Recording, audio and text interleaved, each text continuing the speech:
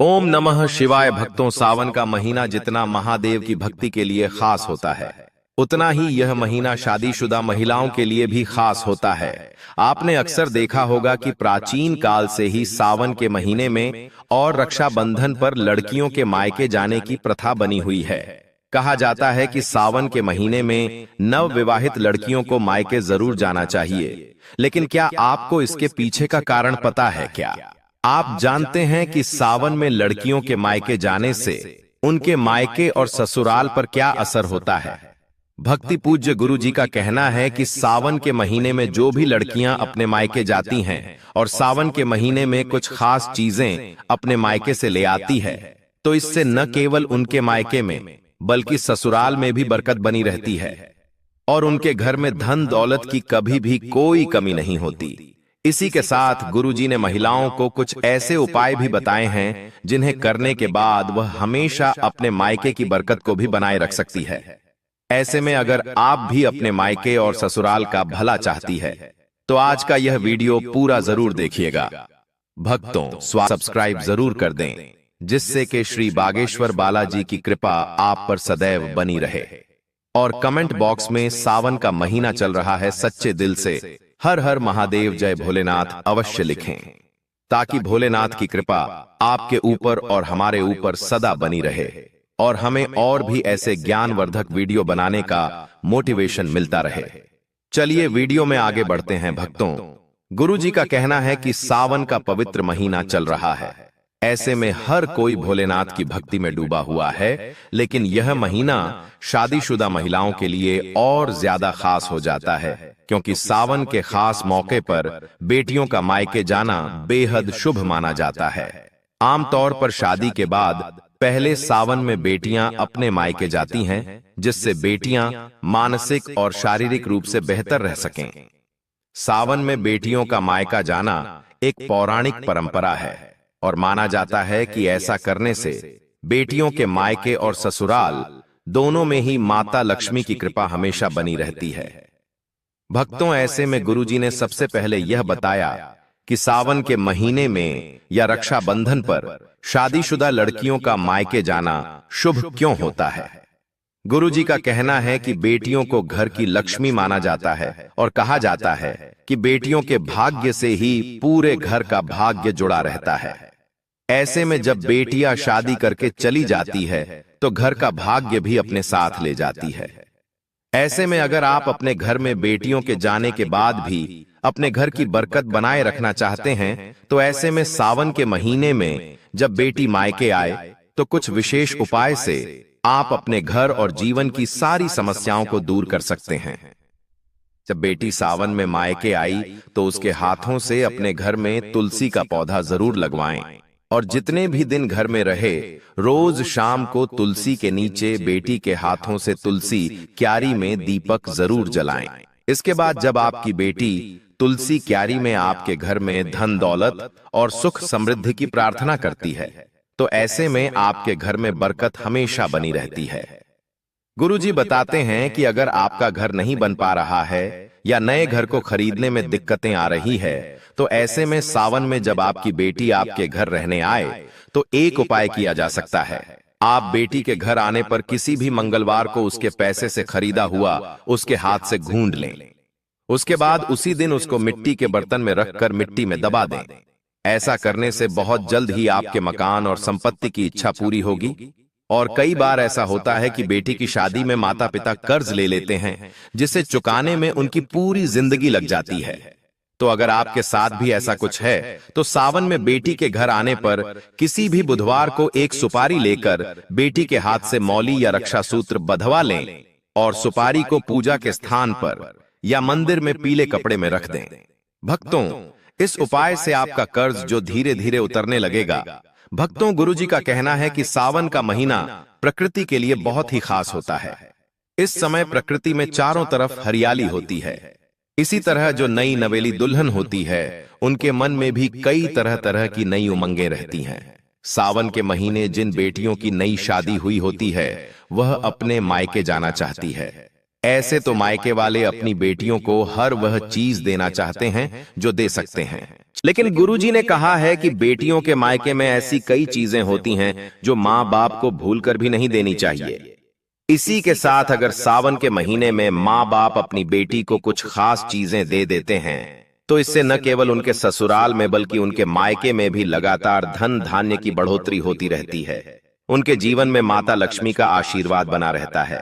तो चलिए सबसे पहले यह बता देते हैं कि गुरुजी ने कौन सी चीज बेटियों को अपने मायके से लाने के लिए मना किया है। भक्तों, गुरुजी का कहना है कि बेटियों को कभी भी अपने मायके से गैस का चूल्हा, सिलेंडर या फिर अग्नि से जुड़ी हुई कोई भी चीज बिल्कुल भी नहीं लानी चाहिए। कहा जाता है कि अगर बेटियां ऐसी चीजें अपने मायके से ससुराल में लेकर आती हैं तो उनके ससुराल में इनका नकारात्मक प्रभाव पड़ता है और उनके ससुराल में लड़ाई झगड़े होते रहते हैं। इसके अलावा कभी भी बेटियों को मिर्च, मसाले, आचार जैसी तीखी या फिर मसालेदार चीजें भी अपने मायके से लेकर नहीं आनी चाहिए, क्योंकि भक्तों माना जाता है कि अगर बेटियां ऐसी मसालेदार चीजें अपने मायके से ससुराल लेकर आती है तो ससुराल में उनके रिश्तों में खटास आ जाती है और वह अपने जीवन को ठीक से नहीं चला पाती।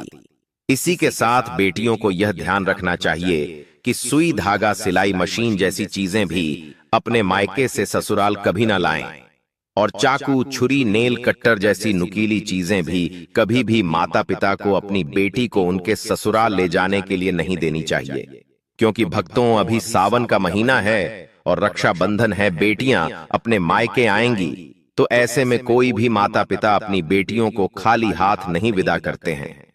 तो अगर आपकी भी विवाहित बेटियां हैं और आप उन्हें उपहार में कुछ देना चाहते हैं तो गुरुजी का कहना है कि आप अपनी बेटियों को हरे रंग का श्रृंगार उपहार में जरूर दें। भक्तों, कहा जाता है कि सावन के महीने में जो भी सुहागिन महिला हरे रंग का श्रृंगार करती है ऐसी महिलाओं के जीवन में प्रेम बढ़ता रहता है और उनका सुहाग भी दीर्घायु होता है। और अगर बेटियां अपने मायके से हरे रंग के कपड़े, चूड़ियां, सुहाग का सामान लेकर अपने ससुराल में आती है तो न केवल उनके ससुराल में उनका मान सम्मान बढ़ता है बल्कि उनके दाम्पत्य जीवन में भी खुशहाली बनी रहती है। इसी के साथ भक्तों, गुरुजी का कहना है कि बेटियों को अपने मायके से ससुराल विदा होते समय सावन के महीने में घेवर जरूर लेकर जाना चाहिए। कहा जाता है कि सावन के महीने में मायके से आया हुआ घेवर न केवल आपके ससुराल के लिए शुभ होता है बल्कि आपके मायके के लिए भी उतना ही शुभ माना जाता है। तो ऐसे में अगर बेटियां अपने मायके और ससुराल दोनों का भला चाहती हैं तो उन्हें अपने मायके से घेवर जरूर लेकर आना चाहिए। भक्तों, माता पिता को ध्यान रखना चाहिए कि जब बेटियां मायके आई हैं तो उन्हें कुछ न कुछ मीठा उपहार में जरूर देकर भेजें, क्योंकि जब अपने मायके से ससुराल मिठाई लेकर जाती है तो उनके ससुराल में भी रिश्तों में वैसे ही मिठास देखने को मिलती है। साथ ही गुरुजी का कहना यह भी है कि सावन के महीने में जब आपकी बेटियां आपके घर आती है तो आप उन्हें तुलसी का पौधा भी उपहार में दे सकते हैं। ऐसा माना जाता है कि जिस घर के आंगन में तुलसी का पौधा लगा हुआ होता है उस घर पर आने वाली नकारात्मक शक्तियां घर के बाहर से ही उल्टे पैर वापस लौट जाती हैं। और मित्रों, अगर माता पिता अपनी बेटियों को तुलसी का पौधा उपहार में देते हैं तो ऐसा करने से उनकी बेटियों के जीवन में कोई भी नकारात्मक शक्तियों का प्रभाव नहीं रहता और उनकी बेटियों का दाम्पत्य जीवन हमेशा खुशहाल रहेगा है। तो माता पिता को ध्यान रखना चाहिए कि वह कभी भी अपनी बेटियों को ऐसी कोई वस्तु हाथ न दें जिससे उनके ससुराल में क्लेश बढ़े। माता पिता को बेटियों को हमेशा सौभाग्य वाली चीजें ही अपनी बेटियों को उपहार में देना चाहिए। तो दोस्तों, यह थी वह चीजें जो गुरुजी ने अपने भक्तों को अपनी बेटियों को उपहार में देने के लिए कहा है।